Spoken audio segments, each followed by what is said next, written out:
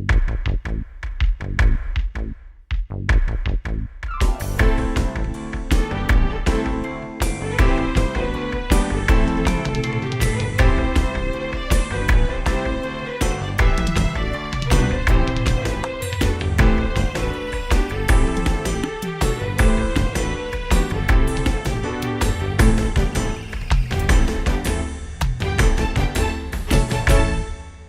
right, welcome back, guys. So we just had about 9 texts that came in and said there is a seatbelt law that relates to kids. One said that under 12 years old, they shouldn't be sitting in the front seat. One said there's a law that came out with the riding on the rim of a truck. So all I'm asking, if there is a law, tell us what the law says, where we can find it, and that'll help the caller who called to be able to do their research and find that law. So when they go to court, they'll know exactly what law they were breaking. One person said if the mom has the seat, if the mom have the child strapped in, she should be sitting in the back seat. I think when the caller came in, the caller did say that the mom was sitting in the back seat. She had one of those child thing in front of her with the child in front of it, and that the officer said that child, 4 months old, should be in a car seat. So I guess that's what we need clarity on. My good friend over in Virgin Gorda, I got a text that called in. The text said that Town and Country thing, they saying it's not true. I don't know. I haven't had any plan in Town and Country, but I know people have been complaining about the delays. I mean, we have a few projects right here in Rotown right now that are being held up with Town and Country, or the policies or the politics of it. So also, this person said, this was a long text, they said you need to go see the rep, Mr. O'Neill himself. They said he'd been a representative for Virgin Gorda for a long time. And if anybody's need to fight for the people of the 9th District, it should be the representative. So, I agree with that, but I also say that, there's also 9 other people who are government representatives, and they're the representative of the people. There's 4 at large, which means everybody throughout the territory, including people in Virgin Gorda, voted for them. So people of the 9th District, you have 10 people who directly can represent your needs and your concerns. So again, a couple weeks ago we had folks calling and complaining about the garbage and the pile up over in the 9th District. Seemed like the 9th District got a lot of problems, but all over the BVI, you'll find the same problems. And my advice to the callers who call, A, if we can reach out and help the person who had the contract, reach out and help him. B, if he's still not capable of dealing with it, make as many phone calls as you can during the working days and call the representatives. Call all of them. I personally believe their phone numbers and contacts should be public.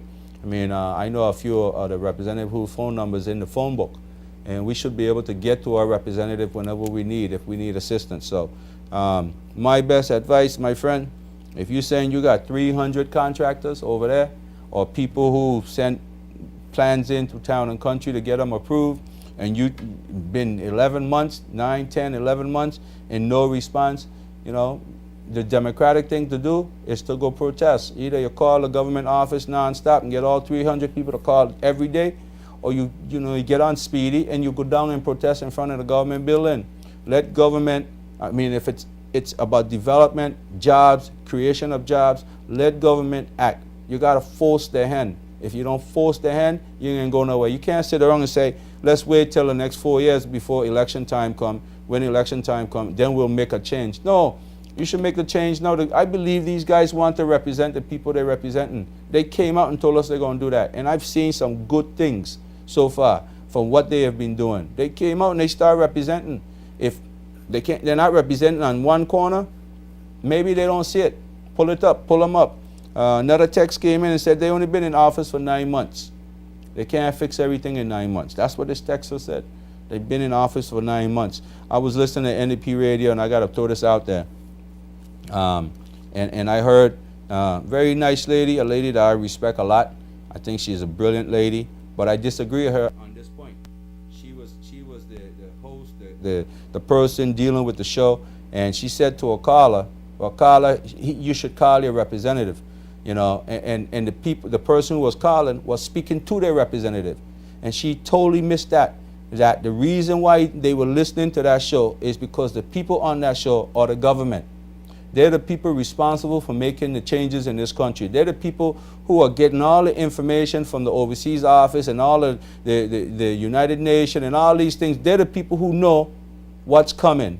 And they're the people who have to inform me as to what's in front. What do I need to do to prepare myself? I mean, the Premier just mentioned something about citizens, people who are having dual citizenship.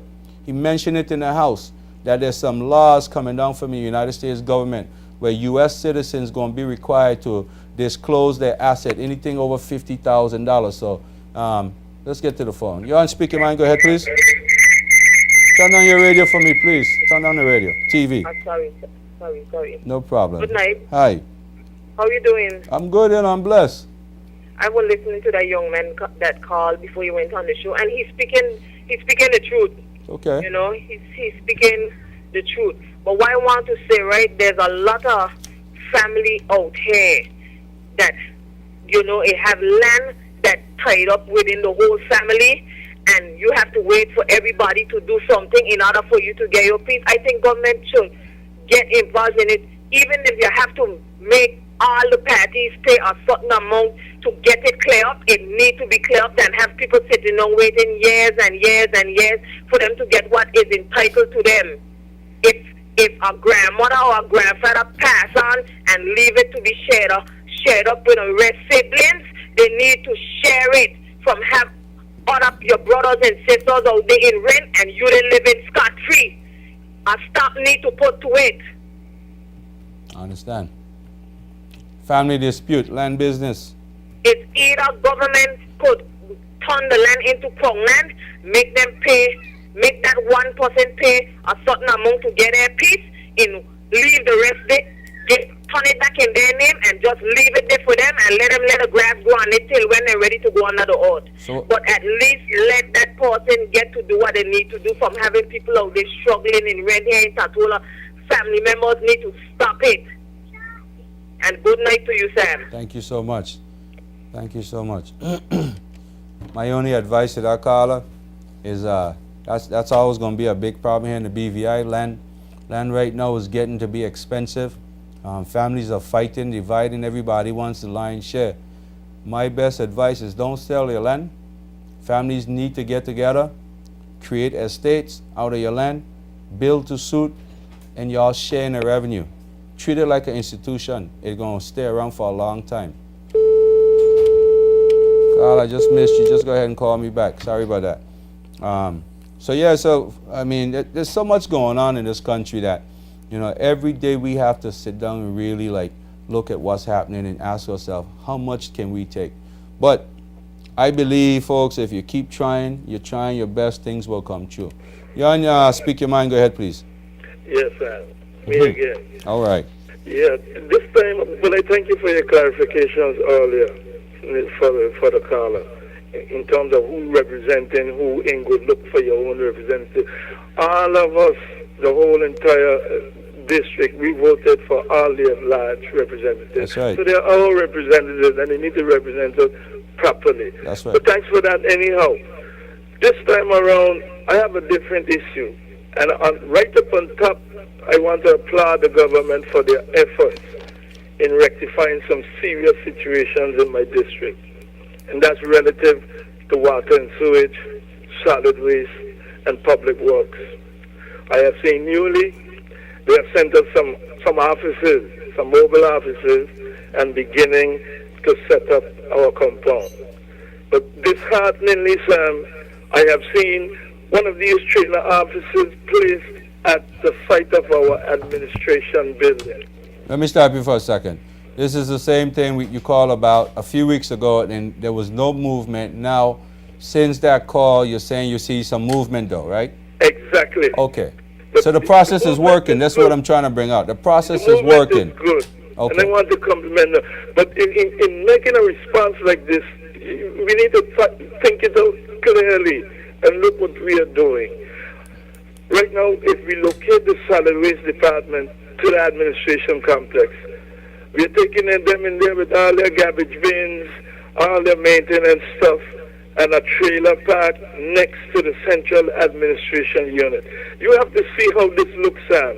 It's already defacing the property. Here I just want to suggest to the Minister of Communication and War, because 3 of these departments falls under his portfolio. Come to the people. Give the feedback, not only 2 persons in the community. Come to the people, because here we are attempting to rectify 3 different government agencies at 3 different locations. Tell me about the economics. If we have a site like the public works site in Washington, why can't we locate all 3 of those government agencies centrally there? Wouldn't it be better economics to install them, to put in the parking facilities to current, and to have a governmental control area? Would that not be good economics and good sense? And then we have a big piece of property at Hanson Bay there with a little container, and now we'd have a trailer office saying that's water and sewage. I suggest let's put all of these things in that government compound where public works is located. Develop that. If it's temporary now, it's okay. But let us centralize. The economics is better. You don't have to do all those different water connections, parking facilities. And then we have solid waste there. The trailer installed there, no water, no current, no bathroom. So it's basically a storeroom. The young man running the division up to this date, just to issue him a government phone is a big deal. This is an instruction should come from the minister. Don't neglect us in the district. This young man need a phone. He's going around asking businesses for ice and water to give the government employees on the road. Sam, we could do better than that. That doesn't take a lot of money. Even if you have to send the water from Tatola, we cannot run a government department like that, and it doesn't take a lot. Maybe some of the $25 million we're going to get from the cruise ship development could go towards some of that.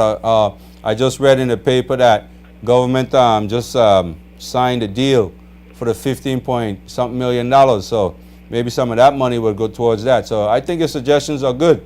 That's why I was hinting in my opening comments that we're talking good about the Rotown Witomski development, but we need to push this out in the district, bring the money in. Yeah, but one of the things I wanted to say, since you brought that up and just remind me to say it, one of the suggestions on the new cruise ship development is that, you know, they really pushing business towards some of the outer islands. I mean, you don't have to worry about cruise ship business coming to Virgin Gorda because the tour operators don't do it anyway. But we're looking at, from this development, they're talking about encouraging ferry operators to operate more high-speed, faster boats that can get people to Just Van Dyke and can get people to Anegada. So I think there's opportunities right there. So my friend, spend some of that money, man. Let's buy some boats and get into this thing.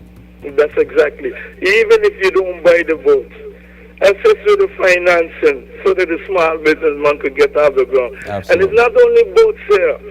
Now Virgin Gorda is already established because these passengers will walk through that mall and walk straight to the ferry like they do all the time. So we have to prepare Virgin Gorda too. Absolutely. We have to look at the national parks. We have to upgrade the baths, parking facilities. These are not big, expensive things. Let us take some of this money now and do that. The district deserves it. And if we don't have an elected representative active, certainly the voice of the people will be heard. And I thank you very much for your time, sir. All right, man. Thanks so much for calling back. Well, ladies and gentlemen, that's about it. We're going to wrap up. I'm just going to say as we closing, I want to congratulate again all the students that graduated Elmo Stout High School. I think we had a big number. We should be celebrating this number just like the 100%. I think it was about 98%, 190 students graduate, or 98, 96%, something like that in that area. So big ups to all the students. I was listening to some of the speeches, you know, the farewell, good tides, you know, stay positive speeches that were given to a lot of the students. And all I can say to a lot of students is every chance you get to learn something new, jump on it. every opportunity you get, but you got to start thinking about personal growth. And some of you got to go out there and really say you want to make it in life in order to make it. So congratulations to all of them. Also, real quick, I just want to mention the Olympic is coming up. If we have a team going to the Olympics, BVI community need to rally behind the Olympics team, whoever's going. So, ladies and gentlemen, all in all, I think it was a fruitful show. Again, all I try to do is bring information that you may not have heard or seen or didn't get a chance to really examine, and I hope that you guys were encouraged tonight. We got some major projects going on in this country. They're designed to help us, grow as a country. The airport development, the cruise ship development, all of those things are designed to stimulate the economy, stimulate growth. So I personally, and I shouldn't be making my personal approval, but I'm going to do it anyway. I personally love the airport thing because I understand that. I think I understand the whole development thing. I think it's needed. I don't want to be, flying to Puerto Rico, St. Thomas just to get out of Tortola when I can jump on a plane and go someplace. And that's a long-term investment that I think it's worth it. It should have done it when they first expanded the airport, but whoever was in charge obviously didn't have the foresight. Now here we are spending double money to get that done. Cruise ship expansion, I would have preferred to see the cruise ship dock, that 80, 90 million, $200 million in West End. I don't believe in beef island business. I think West End is perfect for this type of development and would have been perfect for down there, but that's neither here nor there. It's coming. It's at the cruise ship port. BV Islanders, folks who are living here, who have rights here, who are in business, this is an opportunity to get in on the ground floor of something. And that's what we should be focusing on. How can we get in and be a part of this growth? How can we get in and be a part of this development? So go out, look at what's available, try to get a list of the stores that's supposed to be coming. See if you can grab those stores, those chains, because they're going to be chain stores. They're going to be franchises. Don't fool yourself. That's what these guys are bringing. Be the one to bring it. All right. So until next week, thank you guys for watching, and I want to say good night. God bless the BVI.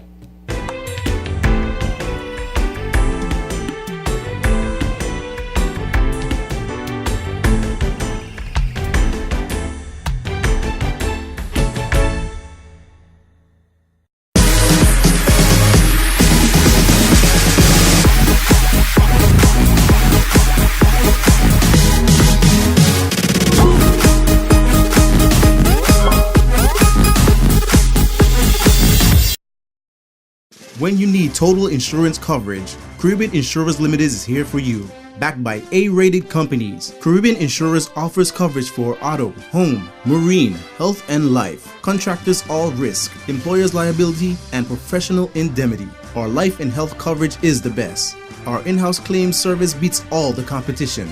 We cover you for disasters such as fires, hurricanes, and floods. We have a special deal for drivers under the age of 25, so switching to Caribbean Insurers can save you money.